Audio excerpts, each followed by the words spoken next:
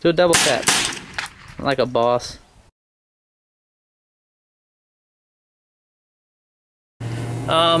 Driving my truck on the way to the Toyota dealership.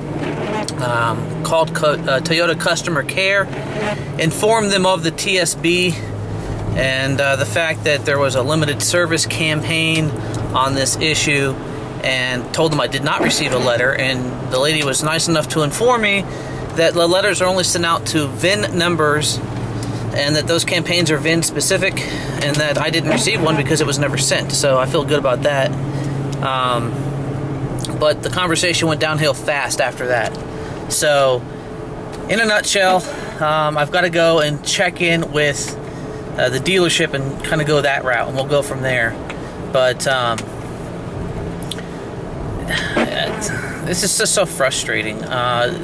You know, what they tend to forget at customer care, at the brand level at least, is they're the first line for a lot of people. I very easily could have gone to the dealership first and taken that route, but I tend to stay away from that because they're salespeople. They're salespeople, and they're always looking to sell you something, whether or not it's an image, a brand image, a part, you know, upsell you on your vehicle.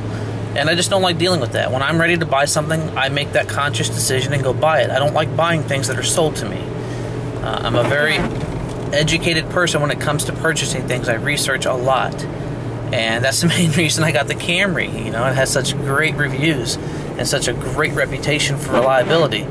And this is a known issue. This is a known issue, and the fact that my VIN fell out of line, she was unwilling to divert from that line of thinking of, okay, well, look, your VIN number doesn't fall in line with this issue. You shouldn't have had this issue, so there's nothing we can do. Not even anything. She wasn't willing to put a part in a box and ship it to me. None of that. So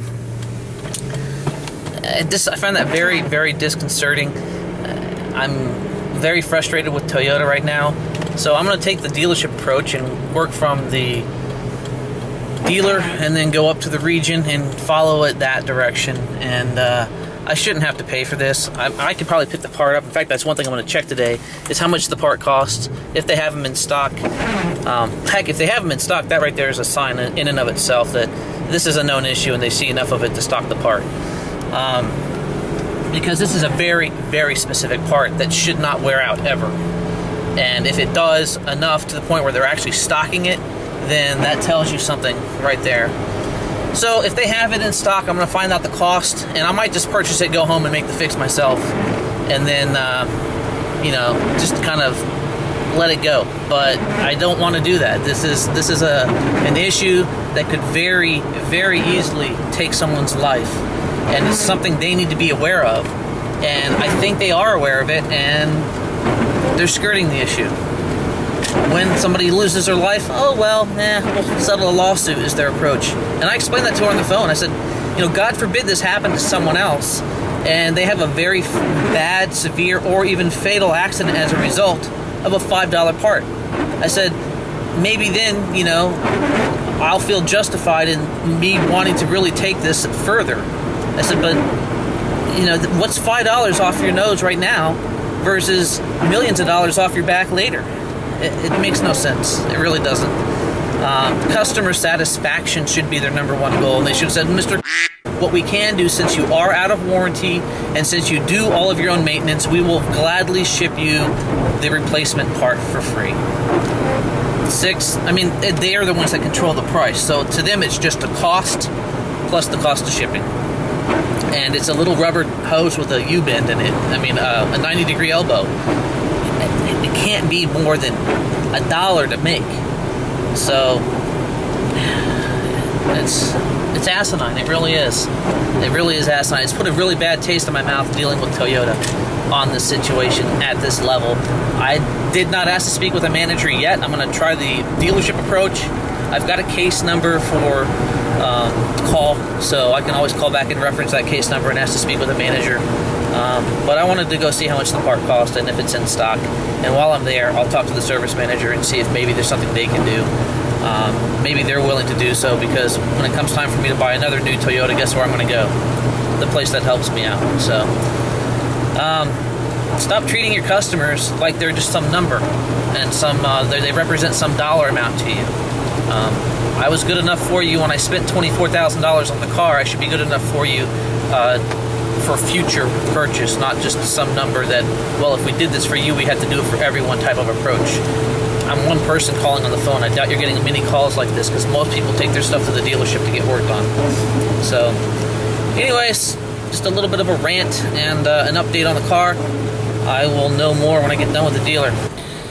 Alright, so I just left the dealership, spoke with one of the service consultants, and he was trying to get his boss cornered, the service manager, and their paths didn't line up just yet. He said he would keep trying throughout the day, and he'd give me a call before close of business, hopefully. But I got the ball rolling, customer service side of the dealership, so we'll see how that goes.